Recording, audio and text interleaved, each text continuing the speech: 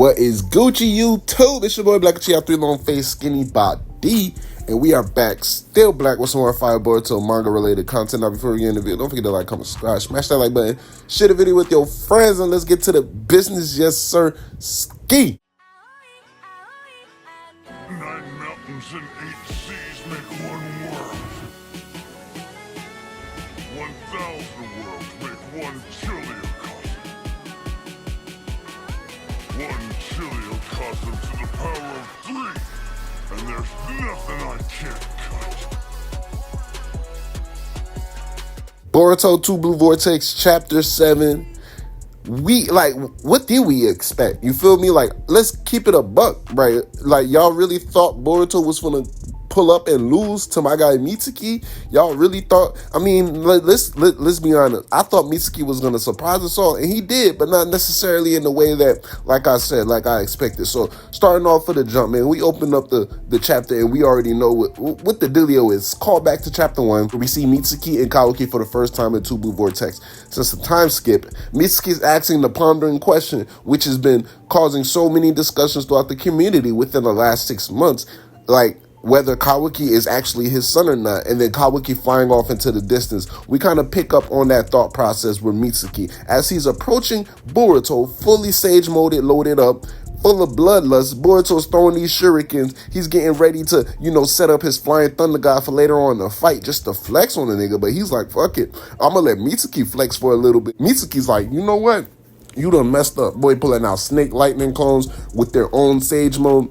He's pulling out all of the tricks inside of the bag. It looks as if over the time skip, it wasn't more so Mitsuki working on new abilities, but more so working on controlling the abilities that he already had. Because we know since the jump, when Mitsuki got introduced to the village in the academy arc, he was one of one, if not the only one, especially ranking within the academy. There was Jonin in the village at that point in time that we know, maybe a sage mode Mitsuki could put the pause on him, definitely. As time progresses, we see figures such as Sarada and Boruto catching up or leveling out and balancing out the playing fields, but more so in Mitsuki's case, I feel like the time skip was more so about him controlling the abilities and honing the abilities he already has, rather as to, learning new things in order to get stronger, but honing what he already has in order to get stronger. So not many new. I mean, like, I guess doing the snake clones and having their own sage mode is the newest thing we can see, because we've seen Mitsuki use snake clones before. We've seen the sage mode. Like I said, just the two differences is that he's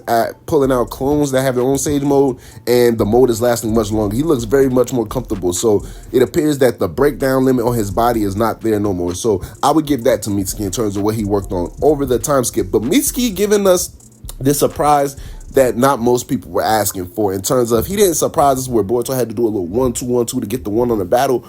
Boruto ended this battle very quickly. Like I said earlier, it was more so Boruto watching Mitsuki attack and moving out the way throughout the battle, more so as an actual fight going on. Boruto probably did more swings against the clones than he did the actual Mitsuki. He took one swing at Mitsuki's neck, made that man debuff out of his sage mode. It was just like Boruto's moving differently. The whole entire snake lightning and thunder arrow clash was fire. Beautiful artwork. And this is one of the chapters where I start to slow down and notice, like, I ain't gonna hold y'all, maybe it's because of the hating was going on crazy earlier on this month, but definitely I'm like, yeah, the art is looking pretty amazing.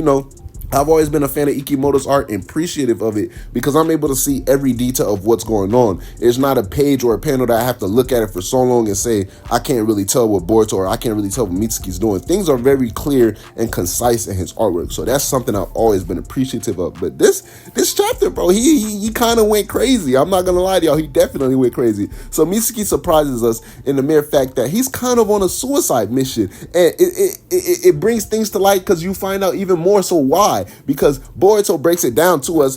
People have been speculating since we've seen Mitsuki and Kawaki converse in the first chapter. Mitsuki has been suspecting all along that Kawaki isn't who he thinks or he's supposed to believe that Kawaki is. But Mitsuki can't really put his tongue on it, and everything comes to light from Boruto, and Mitsuki is in complete distraught because Boruto is hitting the hammer, hitting the nail right on the head. But at the same time, Mitsuki's like, there's no way though, because it's like, I'm the one who's known Kawaki since the academy days, and Boruto's like somewhere along the way, my son Kawaki just stopped shining. You feel me? Like at the end of the day, let's keep it a buck, Mitsuki. I could have ended this fight whenever I wanted to, and it's a very, very Mitsuki centric chapter. I really enjoyed this chapter. It focuses on Mitsuki's stance in terms of how the omnipotence is affecting everyone. So, like I stated in previous videos, one by one, people are coming to their own opinions about Boruto, and we see here Mitsuki has the opportunity to kill Boruto, and it goes both ways, because Mitsuki says you have like more than one opportunity to escape right now. Why aren't you doing it? And everything is adding up with how Mitsuki believes Boruto is supposed to be, because he's like, your actions aren't lining up with who I think you are, and same as, you know, I could say with Kawaki's actions isn't lining up with who I want him or need him to be, in this case being the sun that illuminates the light from Mitsuki's moon. And Boruto tells him, bro, like he tells him the realest thing that Mitsuki done heard in the last 3 years, bro. If you keeping it a buck, I think you can shine on your own. But if you need a son, my guy, come and find me. What are you talking about? Spitting bars, bro. Out here taking up Killer Bee's legacy. He breaks the real news right here. The real newsbreaker. Because after everything, Mitsuki's hearing all of this. He's confused. He just comes to clean. He's like, bro, why did you kill Naruto? And then this is where it's reminded for everyone, bro. Naruto's death is not part of this little ruse that Kawaki has going on. It's just part of the lie in the bigger picture that Kawaki has ultimately painted. So Boruto's like, bro, my dad is safe, my mom is safe, and he's one of the probably the first person to bring up Hinata since the ceiling. But he's like, yeah, don't worry about it, I'm gonna explain it later. And you notice how both Mitsuki and Ino are like surprised to hearing this, and Shikamaru was just deep in thought, because it's like he suspected it all along. We already know how Shikamaru was going, right? And then we get off-panel explanations with Boruto explaining the whole entire events to Shikamaru Ino, and this is where I see some misconception. So it's like people are saying, okay, because Shikamaru was explained omnipotence so many times, he forgets over time, which is why Sarada is seen in chapter 1 explaining to it like it's her first time doing so, right? And Boruto explains this to Shikamaru, you've been explained the ability many times, but you're gonna forget, so don't even bother trying to remember how omnipotence works.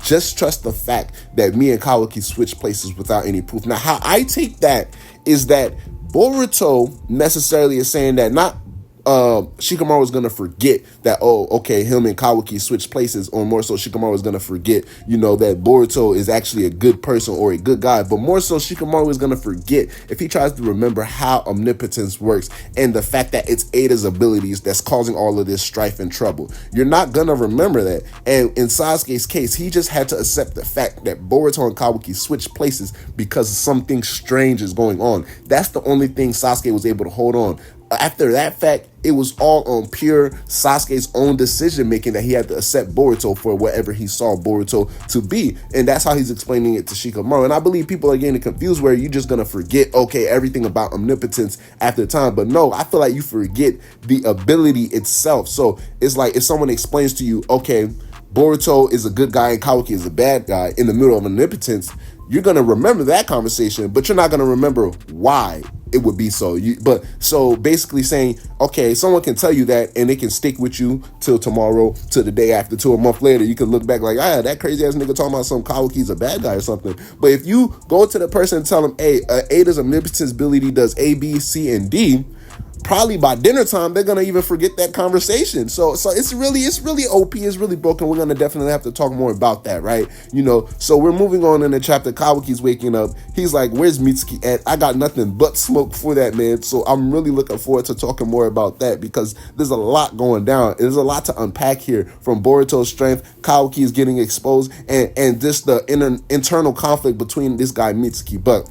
But let's talk about the near future, right? Because this guy Jura is about to pull up, and we end the chapter off like this man done read 1,001 books. He done seen all episodes of 1,000 Ways to Die, and now he's just here to find out, like, okay, none of these scenarios got the Pain arc or the Fourth Great Ninja War arc, and it's only a little bit of the 5 Kage Summit arc, and you know what I'm saying, my guy Hidari's here, so I don't really need to go find Sasuke. I can ask him to dig in his memories. Let me just go holla at Naruto and see what happened, you know, towards the Fourth Great Ninja War and how the Pain arc ultimately got. He's basically trying to find out the plot lore. So my guy is about to be making moves, and I think it's gonna be leading to two things: either one, a Hidden Leaf invasion, or Kawaki's dimension, and and in return his secret getting exposed all in one. Because it's like, you would think, okay, because of Jura, the way he ended off the chapter, the answers that he want his questions to aren't in the books that he's been reading, so let's go pay a visit to Naruto. Will he go to the village and start asking for Naruto as Damon predicted in previous chapters? Or does he have access to the dimension that Naruto is actually sealed in, as we see that he has access to similar cubes that we seen Kawaki has? So I feel like this next chapter is going to start doubling down on some of Jura's abilities, but even more so, a possible return of Naruto. Like, could Jura and Naruto actually talk face to face within the next upcoming chapters? More so is like, we thought Naruto was going to be out of the story for so long, but more so in a way he is going to be, but he's going to be sealed. So we might even see some Naruto interactions within the dimension. Like, he might get waken up by Jura and be on some like, yo, what's going on? How long have I like what's happening? It's just so many questions, bro. But overall, this chapter was very, very good. Like I said, the main thing I'm going to take away from this chapter, aside from doubling down on the internal struggles Mitsuki has been having over the last 3 years, is the amazing artwork and, you know, the resolve that I see around some characters like Boruto, you know, accepting his fate for what it is, and, you know, finally things coming in a full circle. The conversation from Ino, Shikamaru, and Boruto, I'm extremely happy it happened off screen, but also on the fact that a lot of more clarification is given to us. But now we get things like, let's get things in motion. Shikamaru and Ino's on board. You know what I'm saying? Let's see how they approach Kawaki next chapter, and definitely let's see what Mitsuki is going to be doing next chapter. So until my next video, holla at your boy. Boruto chapter 7, 2 Blue Vortex was absolute fire. I loved it. I wouldn't say it's one of my favorite chapters, but definitely one of the chapters that have the more intriguing approaches in terms of its complete layout and paneling. But I enjoyed it. Let me know how y'all think. It's your boy Black Child. Holla at your boy. I'ma holla at y'all. Black Child. Yes, sir. Ski. Hey, can we take a trip to the sky? Show them that our limits too high. Cocoa butter hips on the west side. She said